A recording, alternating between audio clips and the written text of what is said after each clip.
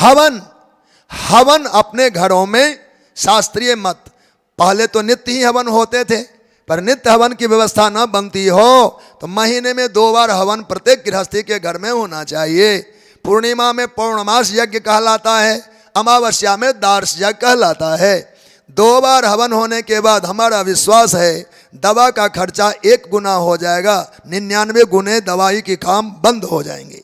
इस विज्ञान को ठीक से नहीं लोग समझ पाए, इसलिए लगता है घर में कोई उत्सव होगा तो हवन करा लेंगे। वो दुर्गा जी का पर्व आ रहा है, किसी के नामकरण हो जाए, किसी का अन्य प्रकार का कोई यज्ञ हो जाए, ऐसे अवसरों पर हवन होता है। आप किसी देवी देवता का भावना रखें उत्तम है, नहीं तो केवल समिधा पर में घृत की आहुति लगा देने मात्र से आपका घर मंगलकारी होगा। इसका लाभ क्या है? कहा घृत के हवन होने से ऊर्जा प्रकट होती है।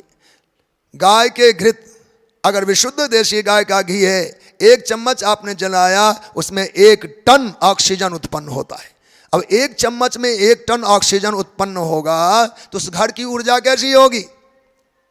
ऑक्सीजन के वास्तु दोष क्या है? वास्तु दोष दीवार का नहीं है, ये भी विज्ञान समझिए। वास्तु शास्त्री लोग तो कहेंगे ये ऊंचा हो गया, ये नीचा हो गया, हम कहने जा रहे हैं हवा दूषित हो गया है। वास्तु दोष कुछ नहीं होता है। वास्तु दोष का तात्पर्य है हवा दूषित होना।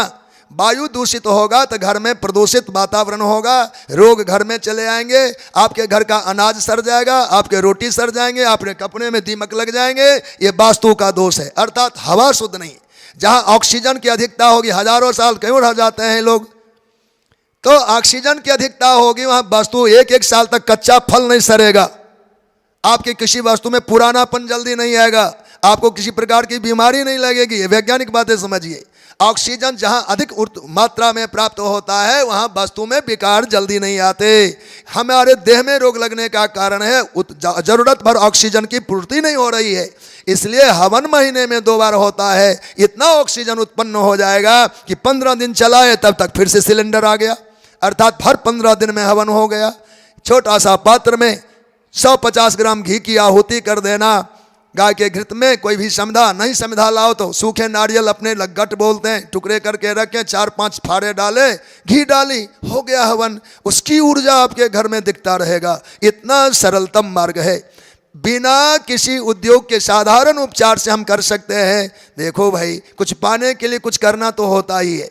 आप विश्वास करिए, हम तो विश्वास से कर सकते हैं। सारी दवाई फेंक के चले जाओ हवन करने का नियम लेके, तो विश्वास करते हैं आप स्वस्थ ही रहेंगे।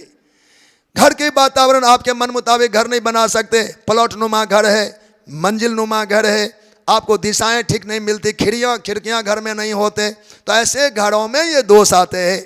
समुचित हवा का आवागमन नहीं है, घर में जो मलिन अभी अटैच आदि है उसके विकार बाहर नहीं जाते, वो बाहर ना जाए। कचरे के ऊपर में बोझा डाल दोगे तो सड़ जाएगा।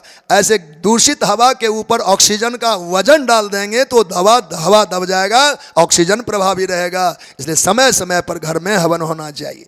अधर्म की बात करें तो हवन तो भगवान यज्ञ नारायण हैं, इसलिए उनकी अपेक्षा रखें।